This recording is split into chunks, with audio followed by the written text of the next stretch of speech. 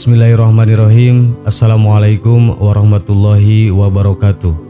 Sahabat yang beriman, dalam Islam, berpoligami atau menikah lebih dari satu wanita merupakan salah satu hal yang disyariatkan oleh Allah Subhanahu wa taala kepada Rasulullah sallallahu alaihi wasallam.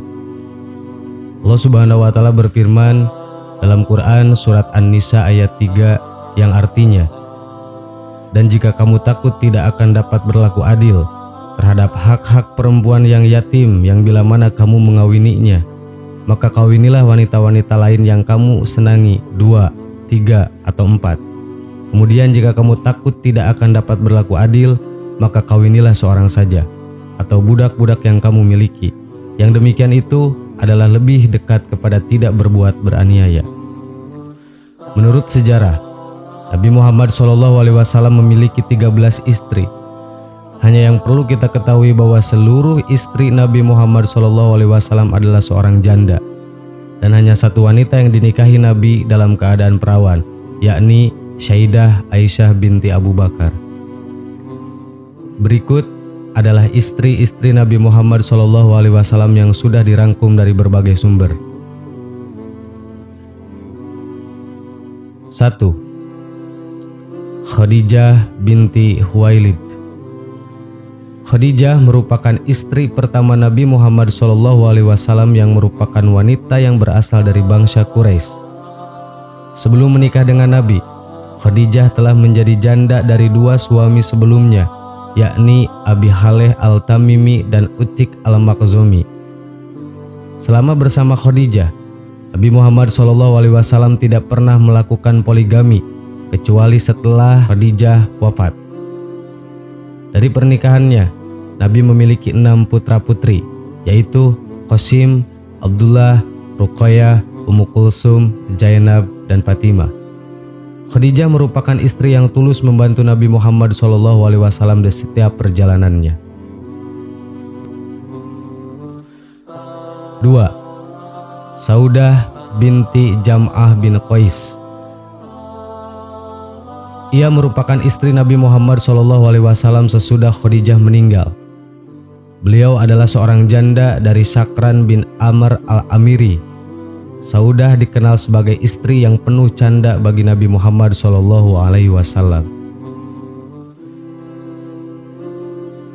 3. Aisyah binti Abi Bakar As-Siddiq.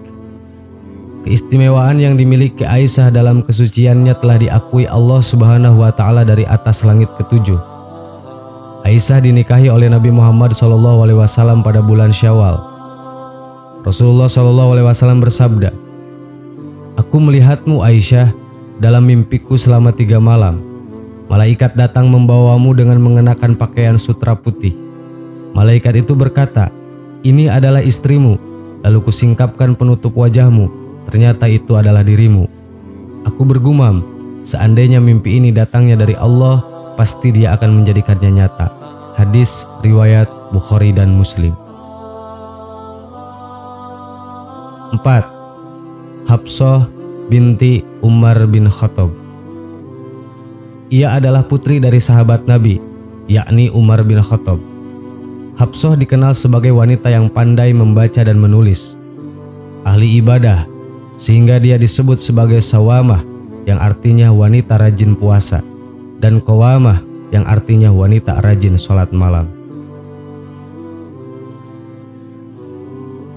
5. Zainab binti Huzaimah. Beliau berasal dari bangsa Quraisy dan seorang janda dari seorang pahlawan pada perang Uhud bernama Abdullah bin Jahsy. Zainab dikenal sebagai wanita yang dikenal dermawan, sehingga ia mendapatkan gelar sebagai Ummul Masakin, yang artinya ibunya orang-orang miskin. 6. Ummu Salamah.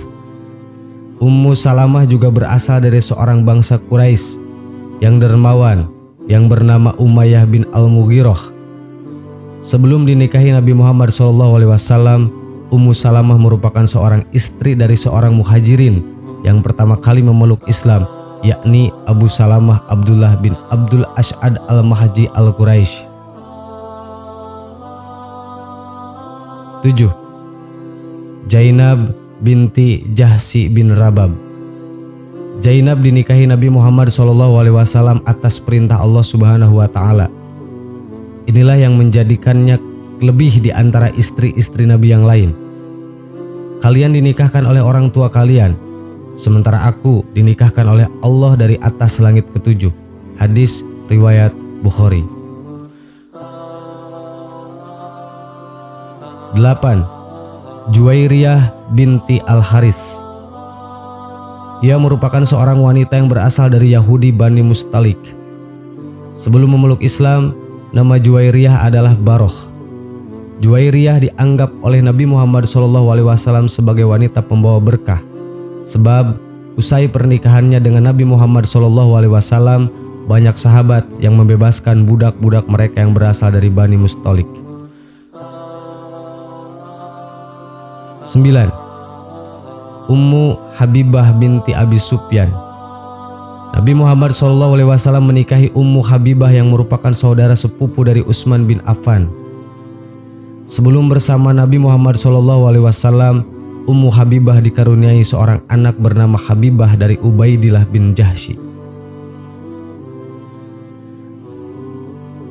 10. Safiyah binti Huwai bin Akhtab. Nabi Muhammad SAW menganggap Safiyah sebagai wanita shadikah, yang artinya wanita yang jujur imannya. Safiyah berasal dari bangsa Yahudi Bani Nazir dan seorang putri dari pemimpin Bani Nazir Huwai bin Akhtab. 11. Maryah Al-Qibtiyah. Maryah adalah seorang wanita yang diterima Nabi Muhammad SAW sebagai hadiah dari Raja Makukis, seorang pemimpin Mesir, sebagai bentuk jawaban dari ajakan Nabi Muhammad SAW untuk memeluk agama Islam. Maryah juga seorang budak yang diangkat menjadi Ummul Mukminin. Dari perkawinannya dengan Maryah, mereka mendapatkan seorang putra bernama Ibrahim. 12. Raihanah binti Zaid Al-Quraziyah. Raihanah merupakan seorang budak dari Bani Quraidah. Banyak orang yang beranggapan bahwa Nabi Muhammad SAW menikahi Raihanah usai membebaskan dari tawanan. 13. Maimunah binti Al-Haris. Maimunah merupakan istri terakhir Nabi Muhammad SAW dan saudara seibu dengan istri Nabi Muhammad SAW, Zainab binti Huzaimah. Sahabat yang beriman, itulah sedikit kisah mengenai ke-13 istri-istri Nabi Muhammad SAW yang 2 diantaranya adalah seorang budak. Semoga kita lebih mengenal Rasulullah SAW lebih dekat lagi. Wallahu a'lam. Assalamualaikum warahmatullahi wabarakatuh.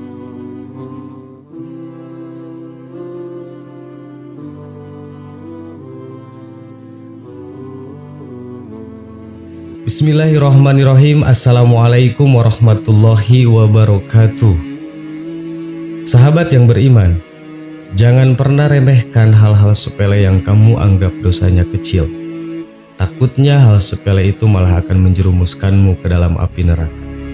Ingat, dosa sekecil butir debu pun tetap akan dimintai pertanggungjawabannya oleh Allah Subhanahu wa Ta'ala. Maka dari itu, jangan sekali-kali meremehkan hal-hal kecil. Meskipun kamu menganggapnya biasa-biasa saja, tapi di depan Allah bisa jadi itu masalah serius. Jangan sampai hal itu menjatuhkanmu ke jurang neraka. Berikut ini ada beberapa hal kecil yang sering dianggap sepele tapi ternyata bisa menjerumuskanmu ke dalam api neraka. 1. Memutuskan silaturahmi. Orang yang memutuskan tali silaturahmi dengan saudara-saudaranya tidak akan masuk surga meski dia rajin beribadah. Sebagaimana sabda Rasulullah SAW, tidak akan masuk surga orang yang memutuskan silaturahmi. Hadis riwayat Bukhari Muslim. Silaturahmi memiliki makna yang luas, namun pada intinya di dalam silaturahmi itu di dalamnya harus ada obrolan tentang Allah, bukan sekedar ngobrol biasa atau tentang urusan dunia. Dengan banyak menjalin silaturahmi, dorongan untuk beribadah nanti akan semakin besar. Namun sebaliknya, jika kamu memutuskan silaturahmi dengan sengaja, jangan harap kamu bisa masuk surga meskipun kamu rajin beribadah. 2. Asal-asalan pas sholat. Sholat memang bisa menjamin kita masuk surga, tapi syarat sholatnya harus khusyuk dan disempurnakan dengan akhlak yang baik. Lalu, bagaimana jika sholatnya asal-asalan atau hanya sebatas menjalankan kewajiban saja tanpa dimaknai dan dihayati? Quran Surat Al-Ma'un ayat 4 dan 5 menjelaskan, maka celakalah bagi orang-orang yang sholat, yaitu orang-orang yang lalai dari sholatnya. Silahkan kamu nilai sendiri sholatmu seperti apa. Apakah dalam sholat hanya Allah saja yang diingat atau banyak dicampur dengan hal yang lainnya? Anda tentukan sendiri. 3. Membicarakan keburukan orang lain. Ghibah atau membicarakan keburukan orang lain sebenarnya termasuk dosa besar, tapi sering dianggap hal sepele karena sudah biasa. Menurut Islam, membicarakan keburukan orang lain dengan niat menjelekannya itu sama saja dengan memakan bangkai saudaranya sendiri. Dan janganlah mencari-cari keburukan orang lain, janganlah menggunjing satu sama lain. Adakah seorang di antara kamu yang suka memakan daging saudaranya yang sudah mati?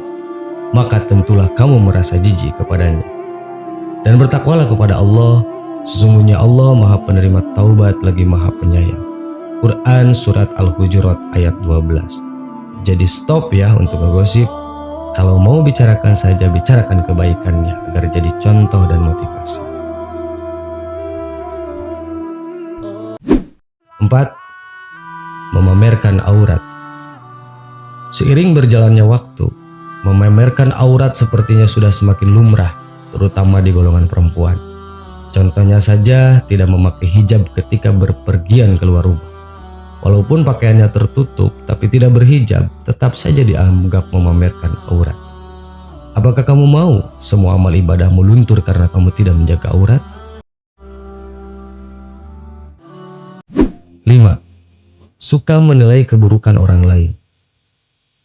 Jika di sekitarmu ada orang yang memiliki perilaku buruk dan jarang beribadah, tetap jangan kamu tidak punya hak menilai orang-orang tersebut. Sebab hanya Allah hakim yang seadil-adil. Siapa tahu orang yang berperilaku buruk itu berubah menjadi orang yang beriman. Ingat, setiap orang baik punya masa lalu dan setiap orang buruk masih punya masa depan. Meskipun kamu merasa sudah baik, apakah ada jaminan kamu meninggal dalam keadaan husnul khotimah? Tidak ada hak bagimu untuk menilai orang lain. Hanya Allah saja yang punya hak. Demikian 5 hal yang dianggap sepele tapi bisa menjerumuskanmu ke dalam api neraka. Wallahu a'lam. Assalamualaikum warahmatullahi wabarakatuh.